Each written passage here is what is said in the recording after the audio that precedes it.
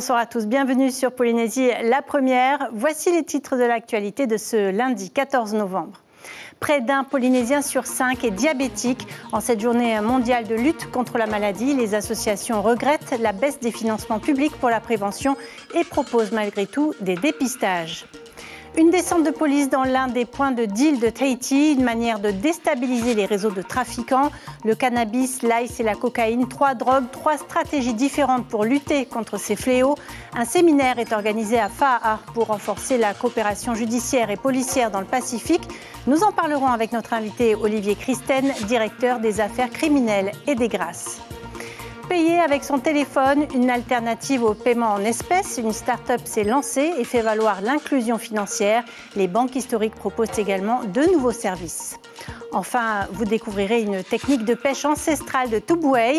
Les maito, manini et autres perroquets ne résistent pas à l'encre de pieuvre utilisée comme appât. Vous verrez.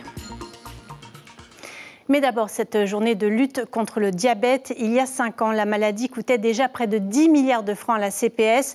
Aujourd'hui, les associations se plaignent de manquer de moyens pour informer la population sur les différents types de diabète ou encore les facteurs de risque comme l'obésité. En attendant, des dépistages sont proposés à Papeete. Plus de 300 personnes ont fait le déplacement ce matin à la cathédrale. Parmi elles, Kaline Liénard et Heidi Enko. 1 million de francs pacifiques par mois, c'est le coût de la prise en charge d'un patient diabétique. Alors aujourd'hui, les stands de dépistage se multiplient pour prévenir la maladie. C'est gratuit. Alors essayez de venir voir, qu'est-ce qu'il y a dans mon sang. Est-ce qu'il y a du sucre, mon tension, voilà, c'est pour ça. Depuis 4 heures ce matin, les bénévoles enchaînent les tests. Bilan à la mi-journée, plus de 600 personnes dépistées. Seulement 5 avec un taux de glycémie élevé. Le fait de manger à la place du riz qui n'est pas rassasiant, si on mange du taro, du hourou ou du manioc, au bout de 4-5 bouchées, on est rassasié. Et en effet, il y a 2 fois moins de sucre que dans le riz. Et par exemple, le meilleur légume féculent que je connais, c'est le taro. Le taro, il y a tous les agréments. Il y a du fer, du calcium et il y a du fluor aussi. Une alimentation plus naturelle pour retrouver l'équilibre, puisqu'une glycémie normale se situe entre 0,8 et 1,26 g de sucre par litre de sang. Des fois, il y en a qui ont bien mangé avant de venir, ou alors ils ont bu un jus avant de venir. Donc ça peut monter un peu, à 30, à 40. Mais c'est pas un diabète, c'est le jus. C'est 0,96, hein. Ça va? Vous faites attention à ce que vous mangez? Oui, mais j'aime bien le mentalité. C'est plutôt le mentalité, ça va. Mais pas trop abusé aussi. Car une consommation excessive de sucre peut déclencher un diabète de type 2, une maladie liée à nos habitudes de vie. Quand on voit les patients, ce n'est pas que le traitement, mais c'est aussi cette alimentation équilibrée, c'est aussi cette hygiène de vie par rapport à l'activité physique et les traitements qui viennent soutenir en fait l'organe qui est malade dans leur corps, qu'on appelle le pancréas, qui dans le type 1 ne sécrète plus d'insuline et dans le type 2 sécrète de l'insuline mais plus assez pour faire baisser ce taux de sucre dans le sang.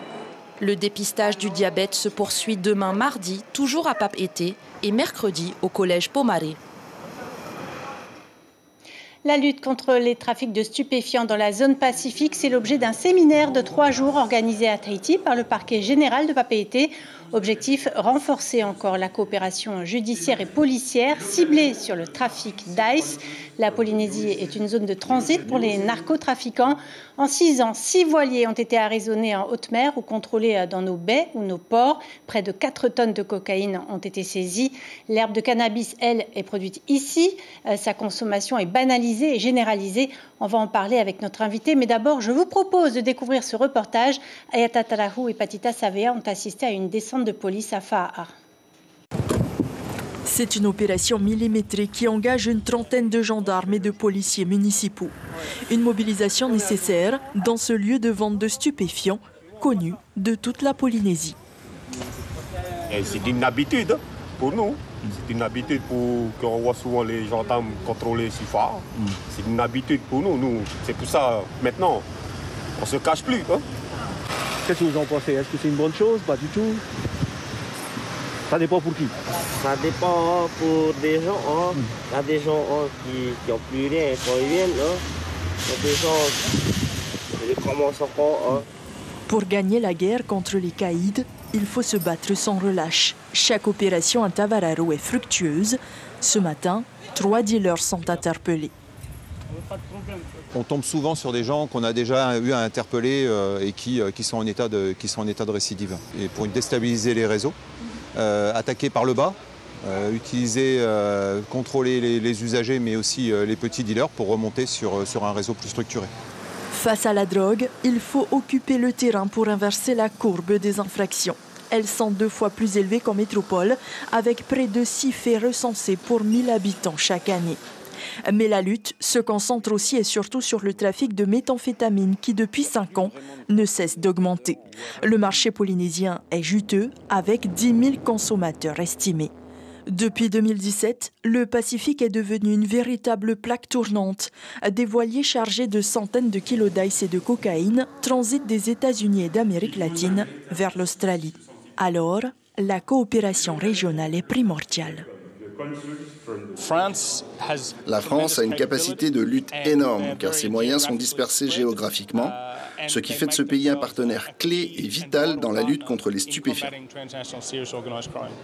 Ce séminaire international doit permettre de renforcer la collaboration entre les services judiciaires des pays du Pacifique et l'échange de renseignements.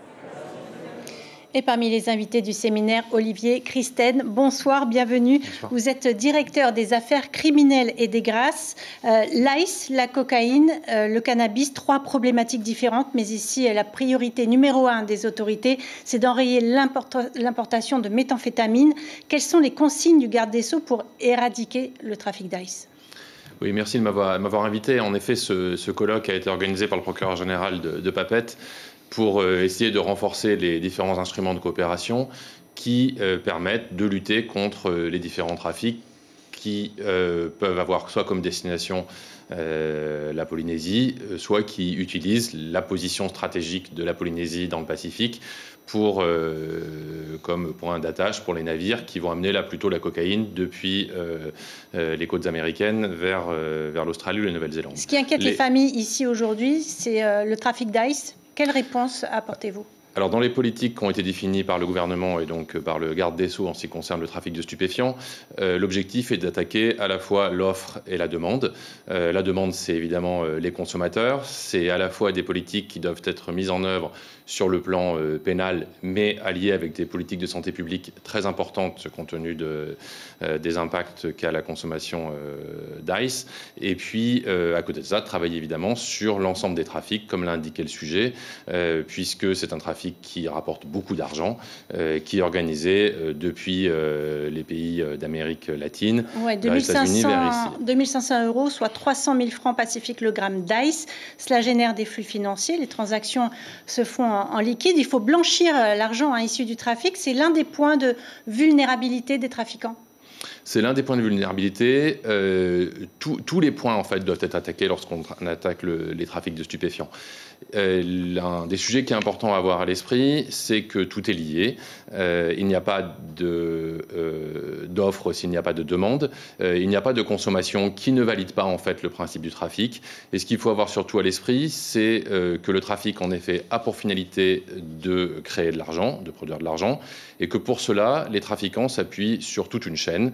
Et avec un élément qui est extrêmement important à avoir à l'esprit lorsque l'on s'attaque au trafic de stupéfiants, et notamment que l'ensemble du public doit avoir à l'esprit, c'est que les trafics de stupéfiants s'appuient sur la vulnérabilité sociale, c'est-à-dire sur des personnes qu'ils vont exploiter, profitant de leur situation de pauvreté, pour en général transporter la drogue dans des conditions parfois sanitaires désastreuses et qui vont permettre ensuite à ces trafiquants de s'enrichir. Ça va générer de l'argent et l'un des points de travail, et c'est un de ceux qui est abordé dans le cadre du séminaire, est en effet de lutter contre le blanchiment d'argent, de récupérer les fonds. Le trafic sert à générer de l'argent. Si on arrive à obtenir l'argent, à récupérer l'argent, dans ce cas-là, on atteint le point le plus faible et parce que c'est le plus important du trafic. Concernant les saisies de cocaïne, un procès d'envergure a lieu en ce moment à Paris. 10 personnes sur le banc des accusés. On connaît le processus. Un départ du Panama, chargement au large des Galapagos, transit en Polynésie. Comment travaillez-vous concrètement avec vos homologues néo-zélandais ou australiens ? Alors c'est l'un des du second grand sujet en fait du colloque qui est organisé par le procureur général. La Polynésie, ce que je disais tout à l'heure, par son positionnement dans le Pacifique, et au milieu de la route de la cocaïne entre l'Amérique et la côte australienne. L'objectif est d'assurer une très bonne coopération entre les services de police, les gendarmes, les douaniers, afin d'obtenir du renseignement pour identifier quels sont les navires qui transportent la cocaïne et permettre aux différents services de l'État qui peuvent intervenir, ça peut être la Marine nationale quand on est en haute mer ou les services police ou gendarmerie lorsque les bateaux sont dans les ports pour le ravitaillement, afin de casser le trafic, de récupérer là le produit. Et on peut aller encore plus loin dans cette coopération ? On peut toujours aller plus loin et c'est pour ça qu'il faut que les gens se rencontrent, les gens identifient quels sont les points sur lesquels ils peuvent travailler ensemble et renforcent ainsi par la connaissance, par l'évolution aussi des trafics qu'ils identifient les uns et les autres, comment est-ce qu'on peut renforcer cette coopération. Et puis tout ça se fait en lien étroit avec les juridictions évidemment polynésiennes et Paris, puisque comme vous l'avez indiqué, le dispositif français conduit à ce que pour les faits de criminalité les plus graves et qui sont en lien avec des trafiquants qui peuvent être sur beaucoup de points de la planète, il y a une compétence spécifique qui est donnée à Paris qui lui permet de prendre les procédures lorsque ça lui paraît nécessaire. Rapidement, une dernière question. On l'a vu dans le reportage, il existe de nombreux points de deal de cannabis à Tahiti. Près de 50% des jeunes Polynésiens de plus de 15 ans consommeraient du cannabis produit localement. L'usage du cannabis se banalise, c'est un fait. Comment vous l'expliquez? Est-ce qu'il y a un relâchement des autorités judiciaires en la matière? Je crois qu'il n'y a pas de relâchement des autorités judiciaires. Il faut savoir que, je vais vous donner juste 3 chiffres pour faire. Il y a 30% des plants de cannabis qui sont découverts et détruits sur l'ensemble du territoire national qui sont en Polynésie. 30% sur l'ensemble du territoire national. Le point de cannabis est souvent le point d'entrée dans la drogue. On sait que sur les consommateurs d'ice, en fait, 10% des consommateurs d'ice sont des consommateurs de cannabis au préalable.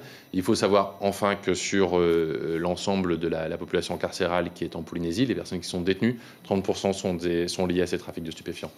Tout est lié. On lutte contre le cannabis. Lutter contre le cannabis, c'est lutter contre l'ensemble de la consommation de stupéfiants. C'est souvent un point d'entrée. C'est le point d'entrée qui va aller vers d'autres drogues plus lourdes derrière. Et donc c'est important de toujours combattre le cannabis à vos yeux. Exactement. Un grand merci Olivier Christen d'avoir accepté notre invitation. Je rappelle que vous êtes directeur des affaires criminelles et des grâces. Un grand merci. Merci Marie. Quelques éléments d'information à présent sur cet homme de 45 ans qui a frappé à mort son oncle de 53 ans samedi dernier. Après sa garde à vue de 48 heures, il a été présenté cet après-midi au juge d'instruction. Mais c'est le juge des libertés et de la détention qui décidera s'il doit être placé en détention ou non. Pour meurtre en récidive, il risque jusqu'à 30 ans de réclusion criminelle. À Papen'o, les recherches continuent, mais cette fois sans les moyens de l'État. Plusieurs dizaines de bénévoles se sont donné rendez-vous à l'entrée de la vallée pour définir les stratégies de recherche. Le maître mot a encore été l'entraide. Des entrepreneurs privés et la commune ont mis à disposition 3 excavateurs.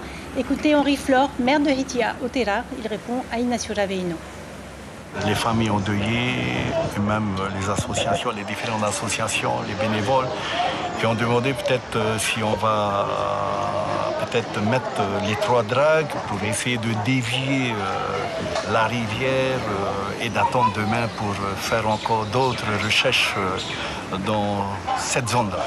Plonger des endroits inaccessibles au début. Inaccessibles, et là on pourra mieux plonger demain pour faire des recherches. C'est plus facile pour nos plongeurs aussi, les chercheurs. Le port autonome de Papeete fête ses 60 ans et propose toute une série d'activités pour mieux connaître cette infrastructure. Une exposition de photos tout d'abord est proposée au grand public jusqu'à vendredi à Vaiete. Un forum des métiers est également organisé mercredi en présence notamment d'armateurs, de douaniers ou de soudeurs en métallurgie navale. Des visites guidées en bateau vous attendent en matinée. Écoutez ce professeur d'histoire au micro de Nicolas Suire. Il y a plusieurs objectifs à notre venue ici.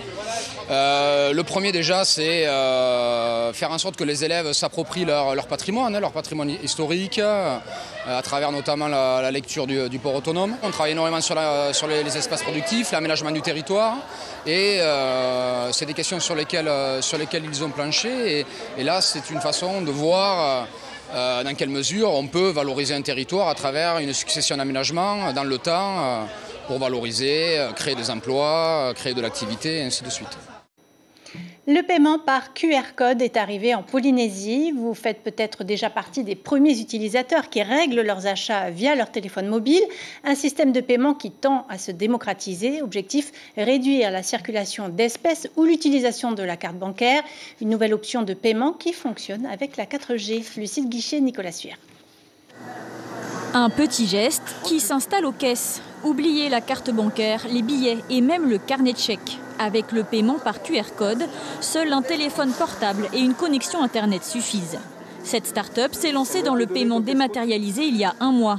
Avec elle, pas besoin de compte en banque ni de carte. Le principe est de pouvoir avoir uniquement son téléphone et pouvoir aller payer sans avoir son portefeuille. Et souvent, en fait, les gens, pour des petits paiements, utilisent beaucoup d'espèces. Et l'espèce, on sait comment ça se passe, on nous rend de la monnaie on la met de côté. Alors qu'avec notre dispositif, l'idée c'est de réduire un peu l'usage du cash et de proposer une solution alternative qui soit pratique et simple au quotidien.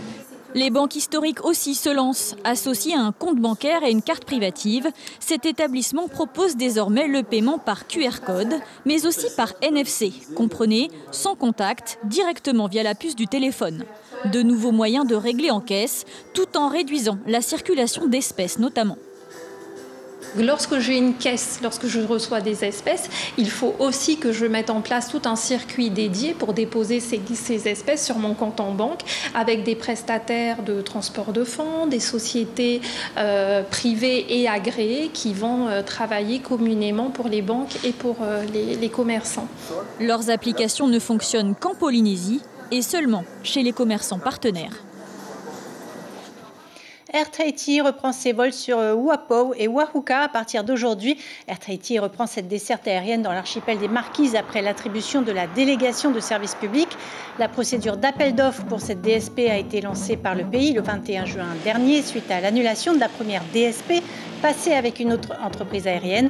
Air Tahiti assurera 5 à 6 vols par semaine sur Uapo et 3 à 4 sur Wahuka avec un appareil Twin Otter basé sur l'île de Uapo. Manaté Vaivich l'explique à notre correspondant Lionel Tehamoana.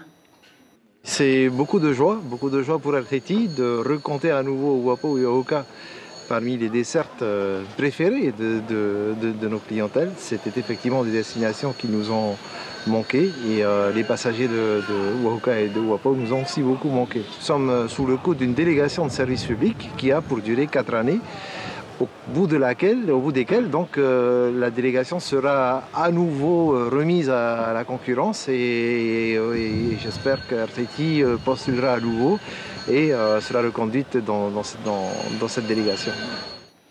Direction Tubuai maintenant avec ses pratiques ancestrales qui tentent de survivre à la modernité, la pêche à l'encre de pieuvre ou la culture du café. Pour le festival, le comité a décidé de valoriser ses savoir-faire. Le reportage sur place de Corinne Tehitia et Marcel Bonneau.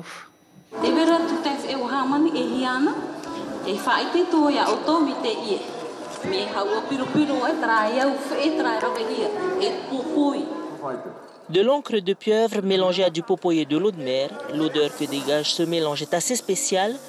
Une fois la mixture séchée, on obtient une pâte et c'est cela qui servira d'appât pendant la pêche. C'est une pêche très facile, surtout pendant la saison froide. On utilise souvent cette pêche au tout à fait pendant cette période-là.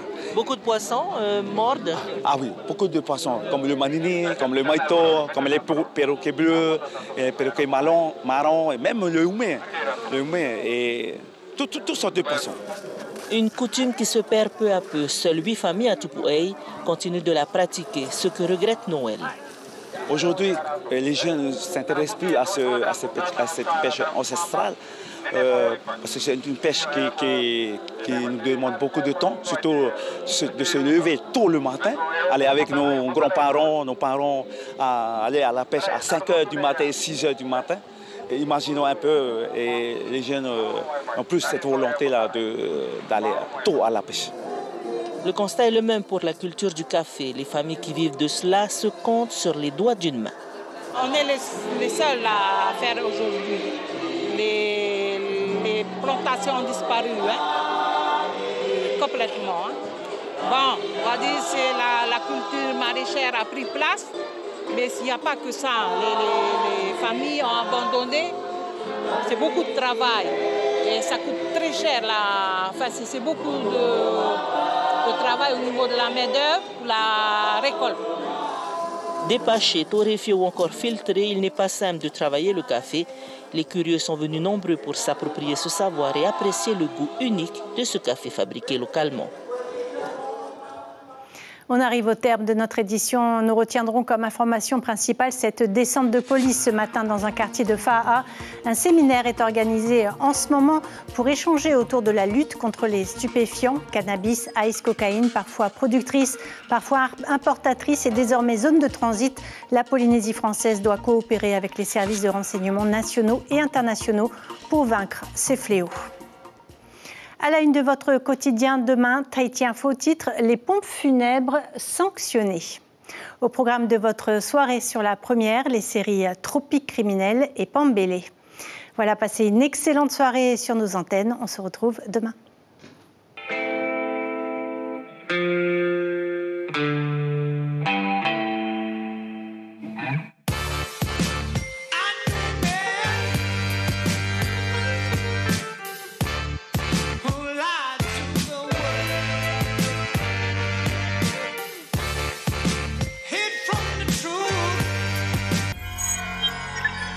Retrouvez ce programme en replay sur notre site internet.